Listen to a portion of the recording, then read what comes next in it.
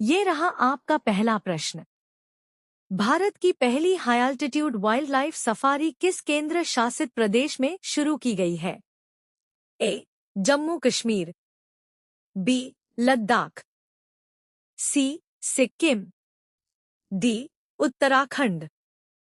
इसका सही जवाब है ऑप्शन बी, लद्दाख।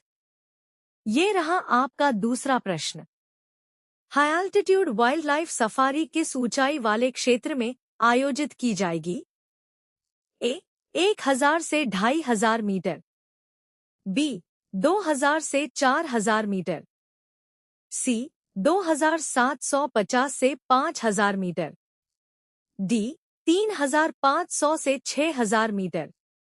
इसका सही जवाब है ऑप्शन सी, 2750 से 5000 मीटर।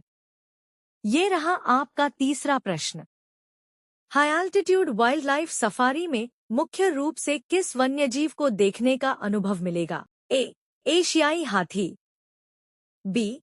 एक सींग वाला गैंडा, सी. हिम तेंदुआ, डी. बंगाल टाइगर। इसका सही जवाब है ऑप्शन सी, हिम तेंदुआ। ये रहा आपका चौथा प्रश्न। हेमिस नेशनल पार्क की स्थापना किस वर्ष हुई थी? ए. 1975, बी. 1981, सी. 1986, डी.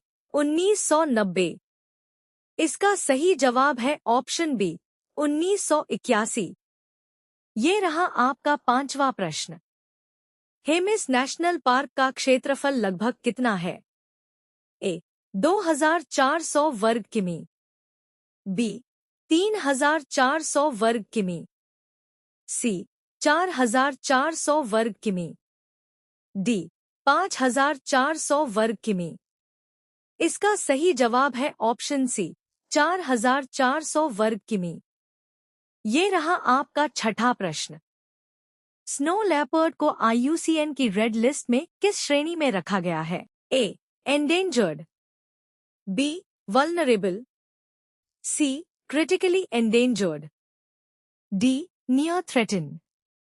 इसका सही जवाब है ऑप्शन बी, वल्नरेबल। ये रहा आपका सातवां प्रश्न। जियोबियर्धन स्कीम को किस अवधि के लिए बढ़ाया गया है? ए.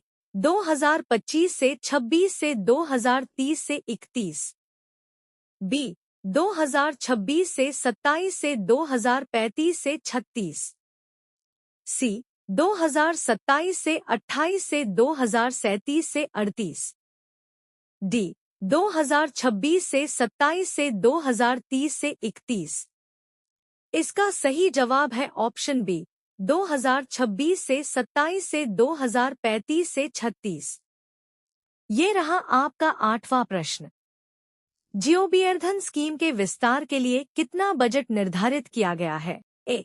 18,731 करोड़ रुपए, बी. 20,731 करोड़ रुपए, सी. 23,731 करोड़ रुपए, डी. 25,731 करोड़ रुपए। इसका सही जवाब है ऑप्शन सी, 23,731 करोड़ रुपए। ये रहा आपका नवा प्रश्न। जियोबियर्धन स्कीम की शुरुआत किस वर्ष हुई थी? ए. 2016, बी. 2017, सी. 2018, डी. 2019। इसका सही जवाब है ऑप्शन सी, 2018। ये रहा आपका 10वां प्रश्न। जियोबियर्धन स्कीम का मुख्य उद्देश्य क्या है? ए. सौर ऊर्जा उत्पादन बढ़ाना, बी. ऑर्गेनिक वेस्ट से बायोगैस, ऑर्गेनिक मैन्योर एवं CBG उत्पादन, सी. जल संरक्षण को बढ़ावा देना, डी. ग्रामीण सड़क निर्माण करना। इसका सही जवाब है ऑप्शन बी, ऑर्गेनिक वेस्ट से बायोगैस, ऑर्गेनिक मैन्योर एवं CBG उत्पादन। ये रहा आपका 11वां प्रश्न।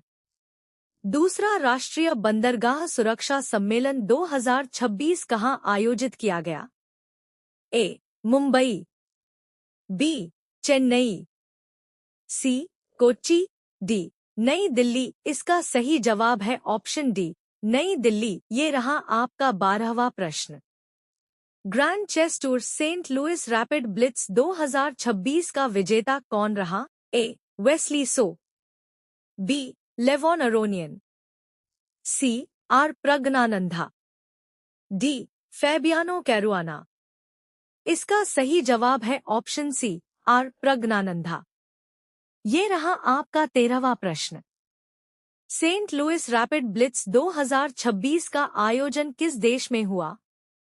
ए. भारत, बी. फ्रांस, सी. रूस, डी. अमेरिका। इसका सही जवाब है ऑप्शन डी, अमेरिका। ये रहा आपका 14वां प्रश्न। रैपिड चेस में खिलाड़ियों को ब्लिट्ज की तुलना में कैसा समय मिलता है? ए. अपेक्षाकृत अधिक समय, बी. बिल्कुल समय नहीं, सी. केवल 10 सेकंड, डी. समान समय। इसका सही जवाब है ऑप्शन ए, अपेक्षाकृत अधिक समय। ये रहा आपका 15वां प्रश्न। भारतीय मूल के किस अंतरिक्ष यात्री ने आईएसएस के बाहर पहला स्पेस वॉक किया? A. Sunita Williams, B. Anil Menon, C. Rajachari, D. Kalpana Chawla. इसका सही जवाब है ऑप्शन बी, अनिल मेनन। ये रहा आपका 16वां प्रश्न। अनिल मेनन का स्पेस वॉक कितने समय तक चला? ए. 5 घंटे 27 मिनट, बी. 6 घंटे 27 मिनट, सी. 7 घंटे 27 मिनट, डी. 8 घंटे 27 मिनट। इसका सही जवाब है ऑप्शन बी, 6 घंटे 27 मिनट। ये रहा आपका 17वां प्रश्न। अनिल मेनन ने किसके साथ आईएसएस के पावर सिस्टम पर कार्य किया? A. Jessica Meir, B. Sunita Williams, C. Anne McClain, D. Christina Koch. इसका सही जवाब है ऑप्शन ए, जेसिका मेयर। ये रहा आपका 18वां प्रश्न। भारतीय वायुसेना के नए deputy chief of air staff के रूप में किसे नियुक्त किया गया? A. Air marshal Awadhesh Kumar Bharti, B. Air marshal Tejpal Singh, C. Air marshal Amarpreet Singh, D. Air marshal Rajesh Anand. इसका सही जवाब है option B, air marshal Tejpal Singh. ये रहा आपका 19वां प्रश्न। Doctor MS. स्वामीनाथन अवार्ड 2026 किसे प्रदान किया गया? ए. पी. पेचियमल एवं गोविंदमल, बी. कार्तिकेयन लंका एवं गोविंदमल, सी. पी. पेचियमल एवं तेजपाल सिंह, डी. गोविंदमल एवं प्रज्ञानंदा। इसका सही जवाब है ऑप्शन ए, पी. पेचियमल एवं गोविंदमल। ये रहा आपका 20वां प्रश्न। Doctor MS. स्वामीनाथन को किस उपनाम से जाना जाता है? ए. भारतीय अंतरिक्ष कार्यक्रम के जनक, बी. हरित क्रांति के जनक, सी. भारतीय कृषि के जनक, डी. श्वेत क्रांति के जनक। इसका सही जवाब है ऑप्शन बी, हरित क्रांति के जनक। ये रहा आपका 21वां प्रश्न। रैंडस्टैड एम्प्लॉयर ब्रांड रिसर्च 2026 के अनुसार भारत का सबसे आकर्षक एम्प्लॉयर ब्रांड कौन बना? A. Tata group, B. Amazon, C. Google, D. Infosys. इसका सही जवाब है ऑप्शन सी, गूगल। ये रहा आपका 22वां प्रश्न। रैंडस्टैड एम्प्लॉयर ब्रांड रिसर्च 2026 में भारत में लगभग कितने लोगों पर सर्वे किया गया? ए. 2500, बी. 3000, सी. 3500, डी. 4500। इसका सही जवाब है ऑप्शन सी, 3500। ये रहा आपका 23वां प्रश्न। Raipur Visakhapatnam economic corridor expressway की कुल लंबाई लगभग कितनी है? ए. 364 किलोमीटर, बी. 414 किलोमीटर, सी 464 किलोमीटर, डी 514 किलोमीटर।